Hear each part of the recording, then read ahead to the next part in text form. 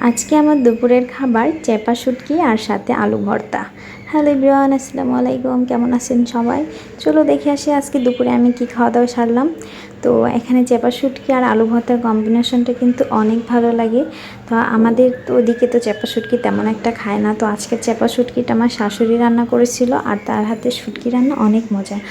তারপরে এখানে রান্না করা হয়েছিল রুই মাছ ভুনা। তো এটা দিয়ে আজকে দুপুরের খাবার সারবো। তো কিছুদিন ধরে একটু হালকা খাবারই রান্না করা হচ্ছে, কারণ আমার সামনে এক্সাম আছে, বেশি রান্নার প্যারা নিতেছি না। তো এই তো খাওয়া দাওয়া সারলাম, তোমাদেরকে ইনভাইট করলাম আমার সাথে খাওয়ার জন্য। চলে আসো, কার কার আমার সাথে এই চেপা শুটকি ভর্তা দিয়ে ভাত খেতে মন চাই, চলে আসো। আর সবশেষে খাওয়ার শেষে আমার হচ্ছে যে খালি মাছটুকু খেতে অনেক ভালো লাগে। এমনিতেই আমি মাছ অনেক প্রিয়, বড় মাছ বিশেষ করে আমার অনেক প্রিয়। তো এজন্য খালি খালি আমি সবসময় ভাত খাওয়ার শেষে খালি খালি মাছ খাই।